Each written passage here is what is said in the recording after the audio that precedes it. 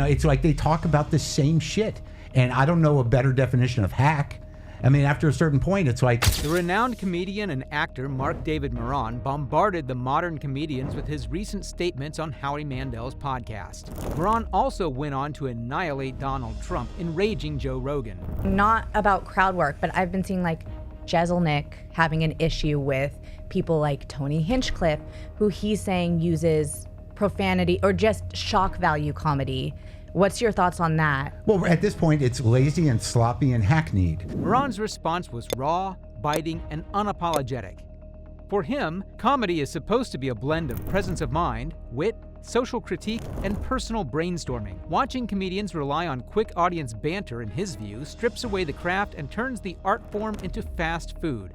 Filling, but forgettable. Where, I'm walking down the hall at the comedy club, at the Comedy Store, and, in one room, someone's doing their bit about trans people, and then I get down the hall and there's someone on stage going, well, I guess I got to do my bit about trans people. Like, no, you don't. You don't.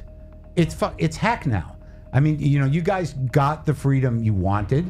Maron's frustration is not baseless. It's not now that comedy faces the tension between the need to improvise and relay your thoughts unfiltered. In the 1980s, stand-ups like Jerry Seinfeld and George Carlin built reputations on carefully polished sets, where each joke was refined through repetition and timing. Today, however, comedians have built massive followings by leaning into crowd work clips that go viral on TikTok and Instagram.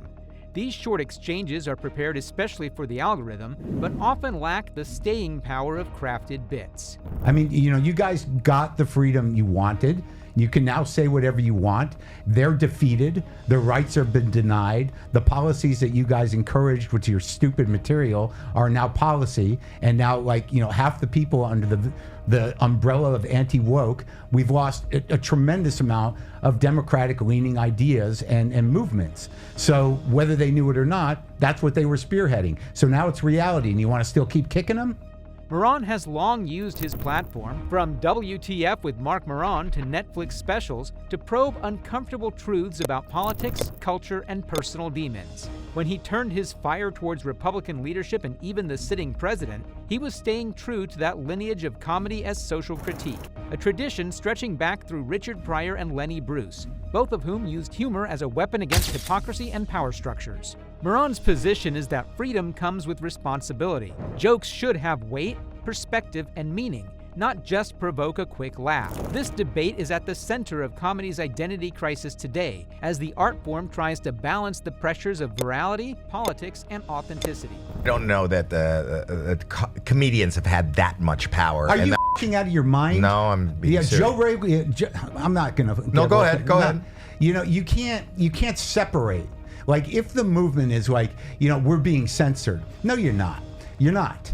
There's no constitutional censorship issue with your free speech. You say things.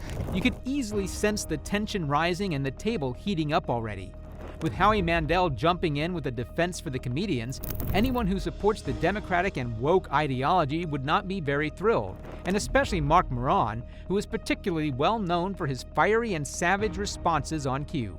At this point, Howie Mandel tried to diffuse things, leaning back and insisting with forced calm that comedians don't hold that much power anymore. He argued they don't shape politics or push culture the way Maron suggests. But you could feel the tension rise. Each word made him shift in his seat, visibly squirming under Maron's intensity. And in a democratic shit show of an environment, like Twitter or whatever, there's cultural pushback. And I'm not saying that it was pretty bad in terms of people getting canceled and stuff, and I agree that was an issue, but that's a specific issue. To frame it as some sort of free speech problem was a misdirect. It wasn't. It wasn't a free speech problem. It was that people were getting cultural pushback. That is not a constitutional issue. No one was being put in jail for... As for Maron, he tore into anti-woke comedians, calling out those who build audiences by targeting marginalized groups. He obviously sees their act as not just unfunny, but dangerous. He linked their material to real-world harm, showing how jokes against trans folks or the disabled feed social prejudice, not just laughs. What Maron exposed, brutally, was the contradiction. If comedians truly have so little cultural power, why do anti-woke comics keep building entire careers around reactionary politics? Mandel couldn't reconcile that tension, and his body language, shifting uncomfortably, staring nervously, only underscored how shallow his argument sounded. Was being put in jail for saying anything. That's a free speech issue. But my problem is you're going to start talking about anti-woke, and that's going to be your point of view. That's going to be your ideological, grounding for what you do. Okay, that's fine. But why does it have to be the same four things? It's like they talk about the same shit. And I don't know a better definition of hack. I mean, after a certain point, it's like... Maron's roasting of the anti-woke set was full of substance and savage digs. He framed them not as liars, but as opportunists exploiting the audience's weaknesses for applause and fame. This is where his concerns cut deep. By calling them out as cheap populists rather than artists, he forces a makeover of their efforts and style. What they present as courage, he calls cowardice and insensitive rant, hiding behind easy targets instead of challenging the actual systems of power causing this terrible paradigm shift in comedy. So Frank's a segment producer, and I'm going after Trump, and Frank comes in my dressing room, goes, "You want to meet Trump?" And I'm like, not really. Like this was in the 90s, dude.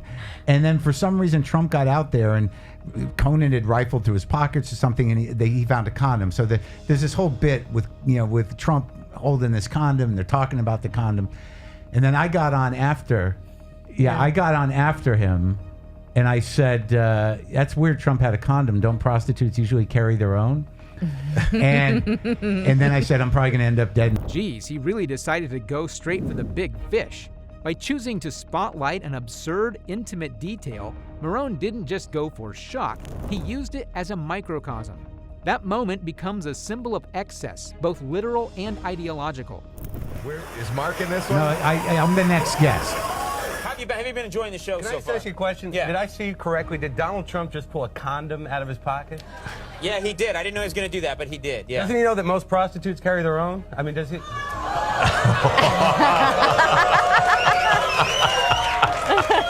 I think this will be my last television appearance. That's great. If I'm found dead in the East River tomorrow, folks, you saw me last. Yeah. And there we go. What a closer for us. Subscribe.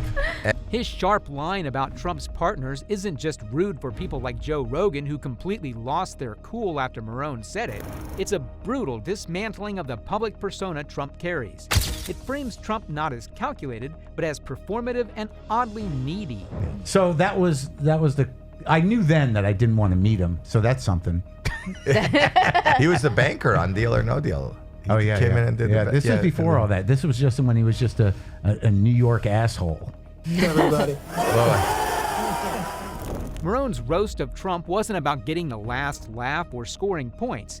It was a reminder of what comedy is supposed to do: cut through the noise of spectacle and ego to reveal the truth underneath. By reaching back to that strange old interview, he showed how memory can be turned into a sharp weapon, exposing not just the man, but the culture that lets him thrive. The man proved himself that comedy still has teeth. His words reminded us that real humor doesn't just entertain, it challenges, unsettles, and holds power to account.